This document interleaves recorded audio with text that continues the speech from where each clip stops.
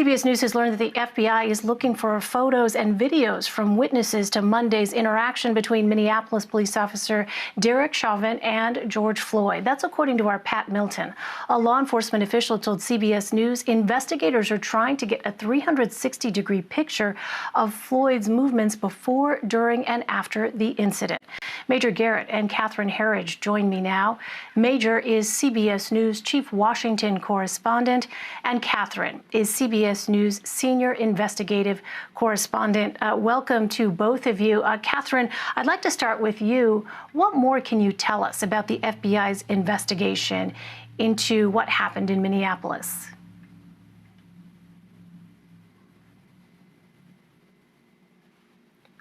Okay, I'm afraid we don't have Catherine. We're going to try and connect with her. But in the meantime, Major, you heard from Joel and Joseph talking about what may or may not happen. Obviously, no one knows how these dynamics are going to play out. Joseph didn't necessarily seem to be thinking that this was going to be a front and center issue, the excessive force by some law enforcement officials. But I wonder if you think there may be something different with this dynamic in 2020 versus 2016, when we saw this very much, something that Black Lives Matter, for instance, pushed to the conversation in a national way. You know, you have people sitting at home in the midst of this pandemic who are seeing images play out over and over again and watching these developments in a way that I think, you know, obviously did not exist in 2016. Right. In 2016, the Trump campaign especially said, look, Black Lives Matter is exaggerating the magnitude of this problem and creating an atmosphere of hyper-protest and disunity in this country, and it is creating division. And police brutality is not so big a problem. The bigger problem is we have to have law and order. The president said that all the time as a candidate. He said, I stand with cops, I stand with police, I stand with our brave law enforcement, and I will never, ever back away from you all. I will always have your back. He's reemphasized those points during his presidency. The difference is the country has had 4 years to assess the validity of that assertion, which is that which Black Lives Matter and those sympathetic to it were pointing at was not really a big problem. Is it or isn't it?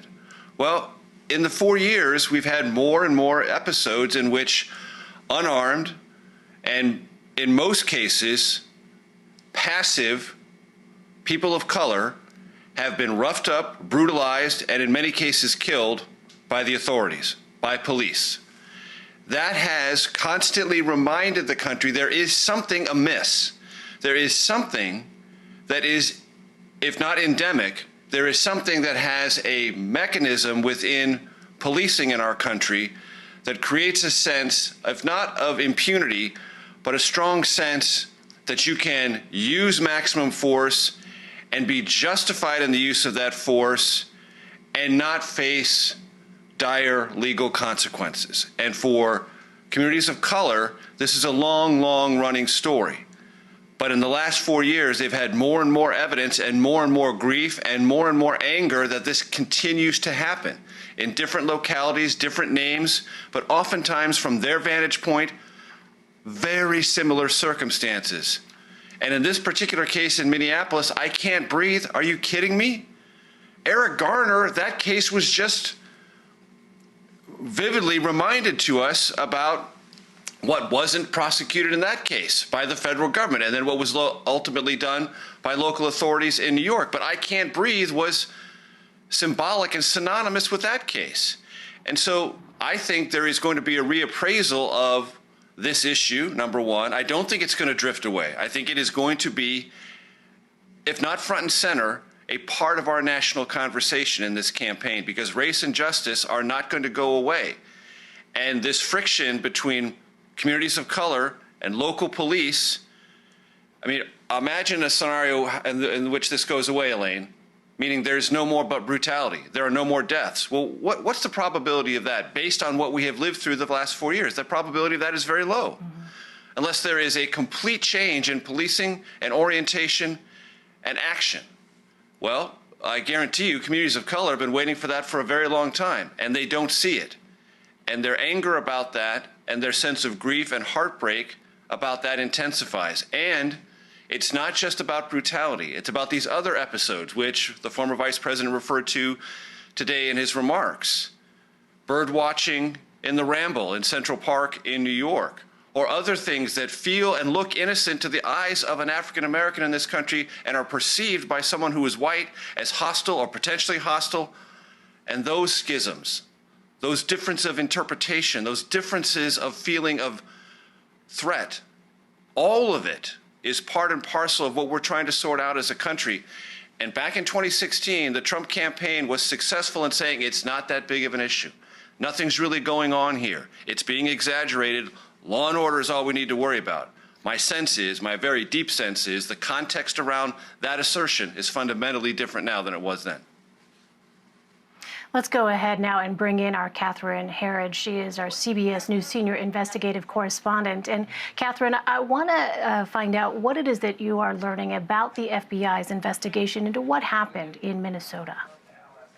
Well, what I want to emphasize first, Elaine, is that the Justice Department, especially with the beat reporters who cover that department, have been emphasizing that this investigation is of the utmost priority. And there are examples that really back that up. There was a briefing by the Attorney General William Barr with the president as well as the deputy FBI director, and this effort to expedite the investigation. Also late today, there was an on-the-record paper statement from the Justice Department, from the Attorney General, in which he describes the video as harrowing and deeply disturbing. And he also emphasizes that the case is a high priority and that there is a separate independent investigation into whether any federal civil rights laws were violated.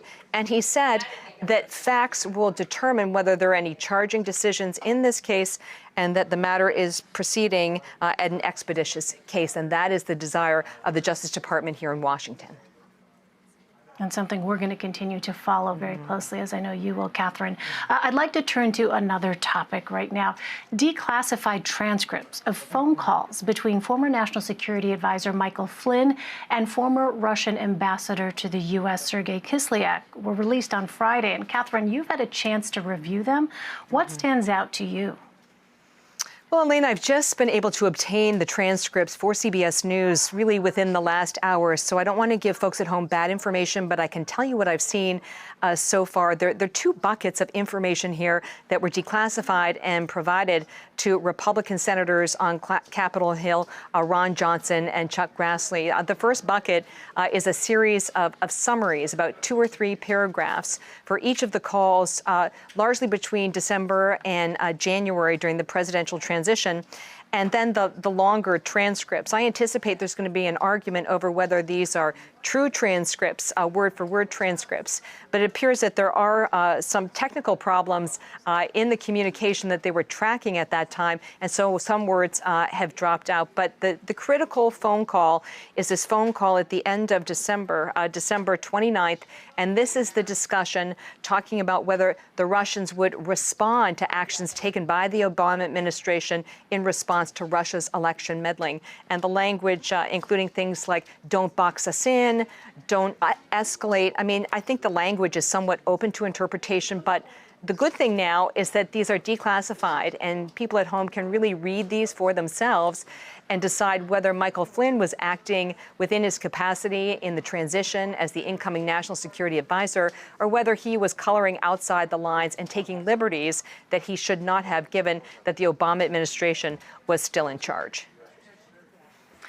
Major, let me ask you, I know Catherine has just obtained these a short time ago, but is it clear where these transcripts and the Flynn case might fit into the president's political arguments as he campaigns for re-election? Well, it's clear that the Flynn case will be one of his arguments that the Obama Justice Department was too rough, dirty, exercised foul play, politically motivated, against his incoming administration, creating what he will argue is a false narrative about Russian involvement in the election and taking out one of his top aides, Michael Flynn. Well, it's worth remembering that the president fired Mike Flynn, not for lying to the FBI, but for lying to the vice president, Mike Pence.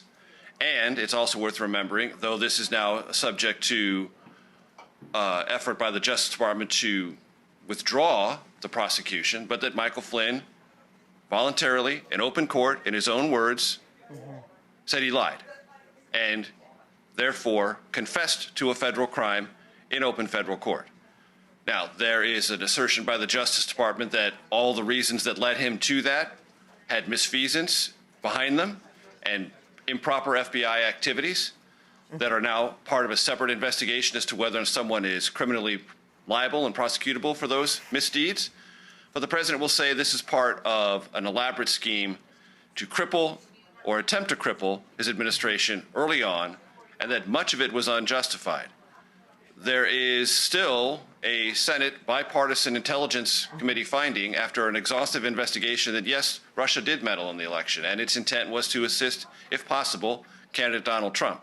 I don't think that fact is contestable. But activities of the FBI are legitimately now scrutinized, and some of them do not hold up to scrutiny at all. They flagrantly violate FBI protocols, and they violate standards that the country had been told over and over again were being scrupulously adhered to when evidence was submitted to a secret court, the Federal Intelligence Surveillance Act court, the FISA court, to obtain the permission to surveil certain Americans having conversations with foreign nationals. Those are legitimate issues, and they need to be taken to the fullest extent of where the facts lead, and those who violated protocols and possibly violated the law need to be held to account. That's a legal matter. It will have to meet the standards of justice, but it will be definitely a part of the political conversation in this campaign. All right, Major Garrett and Catherine Herridge for us. Thanks to you both. You're welcome.